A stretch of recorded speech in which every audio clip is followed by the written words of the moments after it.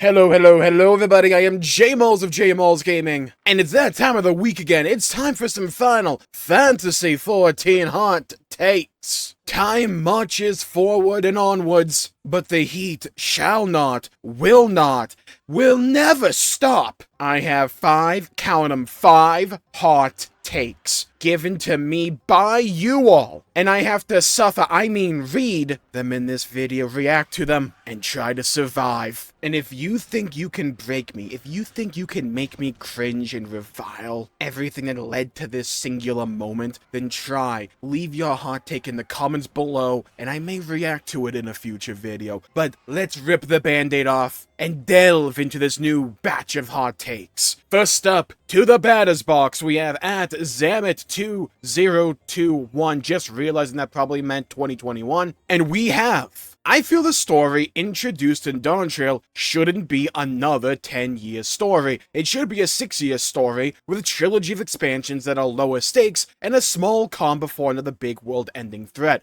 See, one of the reasons I love doing these videos isn't necessarily because some of the takes you all post to me make me lose faith in humanity. Don't worry, they still do that. But they give interesting topics and conversation starters on things that I wasn't even particularly thinking about. And for me, it would entirely depend upon the type of story they're actually trying to tell, and we talk a lot about the Hydaelyn Zodiac arc being this 10-year-long story, from A Realm Reborn, possibly even 1.0 if you want to go back there, culminating in 6.0 with Endwalker. And yeah, the story with Hydaelyn absolutely started back there, absolutely. But I think a lot of the payoff, a lot of those big story beats that we came to know and love, that got a lot of, at least for me, emotional resonance in Endwalker, started only back in Stormblood. Like, there are some throwbacks to Heavensward. They're absolutely seeds of the narrative that were planted back in A Realm Reborn, 100%. But a lot of the big payoff for me, things like Emmett Selk, things like Xenos, the Gallian Empire's always been there, but personally, a big reason I started to really care about them, and the politics involved because of them, was because of Stormblood. So in that way, you can argue, hey, yeah, if we're going by the definition, it was a 10-year-long story, but a lot of the reason I cared about that story was because of those latter years, and the development and the seeds and the story that was really cultivated from Stormblood onwards. And those elements only had 4 years. Now, I'm not trying to say that all of the story from A Realm Reborn through Endwalker, that only that end bit from Stormblood on mattered, because it didn't. The seeds that were planted back in A Realm Reborn and Heavensward absolutely mattered. But I'm just saying, for me at least, a lot of those elements that I really ended up caring about, and for me that were the most memorable, that only took 4 real years to cultivate. So when we're talking about the difference between a 6-year-long story and a 10-year-long story, they can do a lot with either of those amounts of time. And like, I know Dawntrail wasn't everyone's cup of tea, it wasn't mine either, but there's a lot of elements that were introduced with Dawntrail that I think could be really interesting down the line, especially in a narrative focused on, say, the character of Azem, or the Warrior of Light following in their trail, finding something in regards to that legacy, something in regards to the other shards. There's a lot you can do there. They have so much creative freedom right now that it's kind of funny. If you want a completely different aesthetic or completely different vibe, all you have to do is make one of the shards that aesthetic that you really want, and it would work in the lore. That's the funny thing. Like, think about Alexandria, and we'll cover Alexandria more later on in another hot take, but like, that's what I'm talking about, where you can have something completely different, completely separate to what we've seen up to now, and it can work. So you combine that level of narrative freedom with the amount of time they now have access to, but also you can work off the development and the world building that's already been established. It's not like in the Hydaelyn Zodiac arc, where you have to start from square one. You have to start with a fresh new world and introduce everyone to all of this new stuff, all these new concepts, all this new terminology, all this new world building. You don't have to do that. You have a bunch of seeds that were still already planted that haven't really been cultivated yet. You have so many places where you could deep dive a little further in. And while it's like the popular thing to talk about, or at least have the opinion of being pessimistic in regards to the story of Final Fantasy XIV right now, the way I describe Dawntrail is that I've never been more disappointed in a story they put out, but also the most optimistic for the future. It's genuinely a weird feeling. And I kind of agree, I don't want just another big world-ending threat. For me, I would love a personal story on the Warrior of Light. You don't need to like have them have a specific character, because that's kind of the charm for 14, that you can put yourself in your own Warrior of Light and RP it that way. I would love it to be a Warrior of Light centric story, and seemingly the vibe is they're going in the direction of having Azim be the focus. And maybe a story about personal legacy, what it means to be a hero, to where the stakes are more personal and centralized in that regard, rather than just saying, okay, introduce another Meteon. Let's go against another concept made manifest. We don't need to go in that direction again. We don't need to have another fight at the edge of the universe, fighting our best friend, not in the Twitter way. We don't need to use the power of friendship to overcome it. We've done that, we've been there. That's cool and all. I would love a deeply personal, character-driven story. Because I've always been saying, the best stakes aren't just because of scale, it's because of personal investment. One story can have you save the world, and the other can have you save, say, a small village or an individual. But if you care more about that individual and that small village than just, say, another insert save the world narrative, that can matter way more, that can be way more impactful, and I would love to see that. Personally, though, I would want the 6-year story to start now. I don't want Dawntrail to be, like, the first part of it, because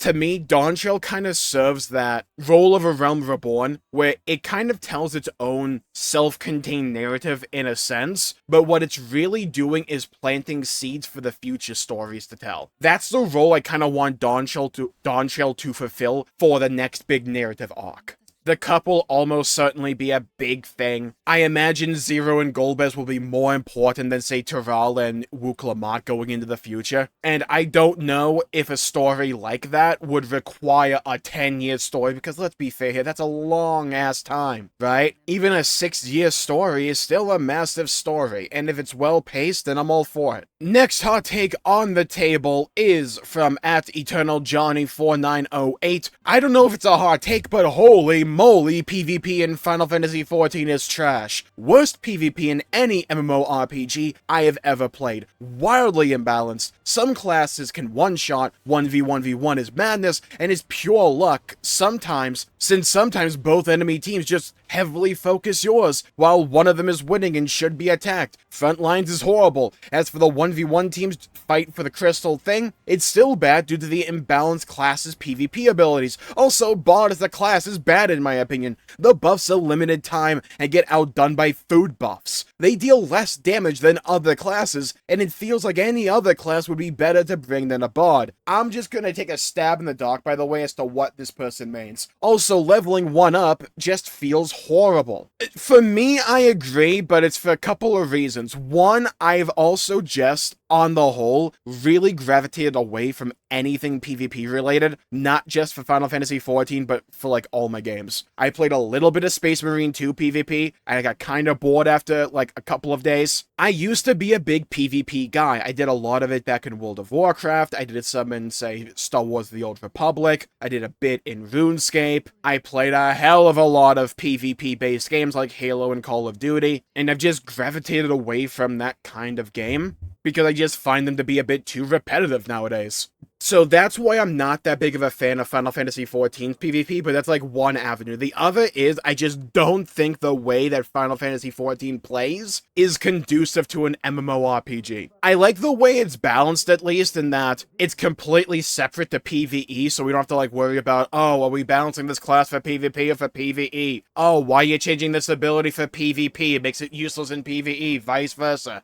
Good God, I've had that conversation in World of Warcraft way too many goddamn times. I like that they're separate, but for me, it's just the combat style of Final Fantasy XIV with its heavy reliance on the GCD, with the way the animations are. It makes the game work for PvE, but when it concerns PvP, it feels too spammy and light. It doesn't feel impactful. Is there a layer of skill involved in 14 PvP? Absolutely. You won't hear me say that there isn't. But for me, pressing the buttons just isn't fun and rewarding, and that, at the end of the day, will be the biggest determining factor whether or not I enjoy a game. Is the simple act of me pressing my buttons fun? And for 14, no. It's too slow. The animations are too long, and it's not impactful enough to really make the combat feel mechanically satisfying for me. And I can't say that of the modes I've played that I particularly enjoy any of them. The new one they introduced back in Endwalker is pretty cool, though. I will give them that. I despise Frontlines, though. It's just not for me. Okay, we got one that's, like, near and dear to my heart, because I love Hilderbrand. I love the Mandevils. Yeah, I love them so much. If you couldn't tell from, I think at this point might be over 100 shorts I've done on my reactions to Hilderbrand. It's at least high double digits. We have at Mark V. Sorelius 7570. Mandeville was funny for a few quests, but when they made it mandatory for Relic and I had to do the entire quest series all at once for Relic, left such an awful taste in my mouth that I genuinely don't think I can enjoy him anymore. The only part I ended up liking was the actual Endwalker part, lol. We run into the old adage for MMO design. If you want people to hate a thing, no matter how good that thing is, make them do it. It is the simplest, easiest way to poison whatever content you want poisoned. I love Hilderbrand. The comedy gets me. I love that slapstick, over-the-top anime comedy style. It lands with me. I love every joke. I love the characters. It's fun. It's silly. It's wacky. Tying the relic system of Endwalker to it was the dumbest decision I've seen this game make. Hilderbrand worked, and it worked so well because it was completely optional and it was side content. If you enjoy that style of humor, you can go there, play it, enjoy it, and if you didn't, you can just simply ignore it as if it doesn't even exist. You may miss the occasional trial, but quite frankly, who cares? It was just a bit of dumb fun to have occasionally with each patch update when it was in the game. But then you force this entire group of people that maybe some of them would have enjoyed Hilderbrand if they were introduced to it organically and naturally, and were able to go at it at their own pace at their own time. But when you attach the relic weapon, which is something a lot of people like to grind for because it's a big shiny new weapon and can be good for an alt job or whatever, or even for a main job if they want, you attach that incentive that it's power-based, people feel obligated to go after it. And when most of Mandeville just run from point A to point B and watch a cutscene, people who are gameplay oriented or just want to get to the relic weapon because they want to be able to start that are going to be put off by it. And it's not just a temporary problem where, hey, now all these people will completely change their opinion of Mandeville because they know if they'll no longer grind for it. You've poisoned the well for them. And that's something that is really dang hard to overcome. I think it was a massive misplay to ever make that mandatory content. I hope they never do it again. And the funny thing is, the weapons don't even feel like they're from the Mandeville questline.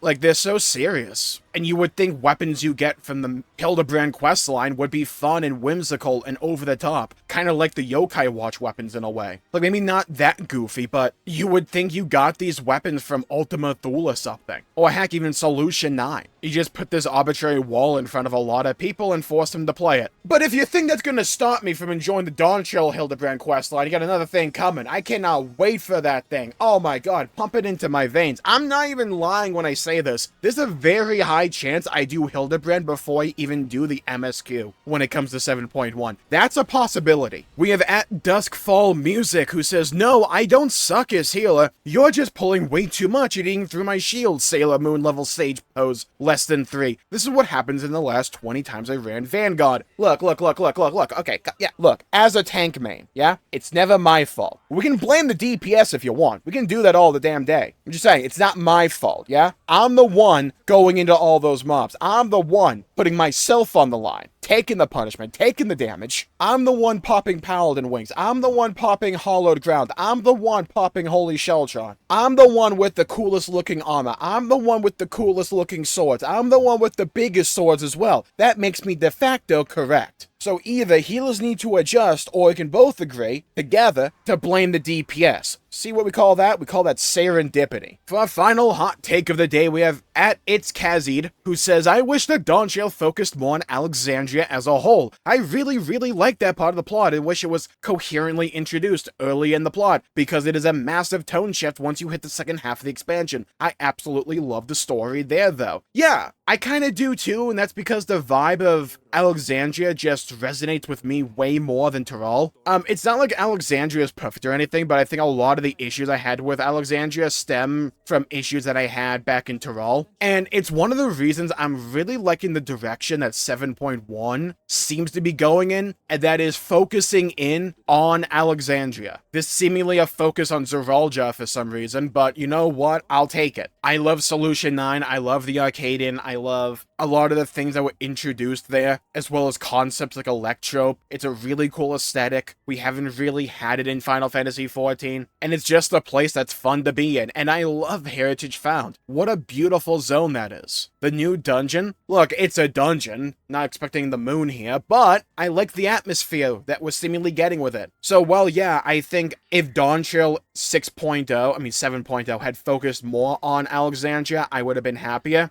Seemingly, they are going to focus on it more in the patches, and you know what? I'll be happy with that. There's some really interesting ethical questions that I think they're going to really address later on when it comes to the utilization of souls and beast souls. I think that'll mostly be relegated to the Arcadian, but maybe that can bleed into the main story in the patches. But yeah, if we can get more stuff like that than, say, Tyrol, I'm all for that. I'm all for it. And with that, I think I'll call the video there for the day. Thank you all for tuning in. My pleasure for making the video. If you enjoyed it, please leave a like and subscribe. It really helps the channel out and helps support future content, and I greatly appreciate it. And don't forget, if you want your turn in the arena, leave your hot take in the comments down below. And maybe next week, we'll see if it stacks up. Thank you all for tuning in. Stay safe. Have a great day. I'll see you all next time. Bye-bye, everybody. Until we meet again.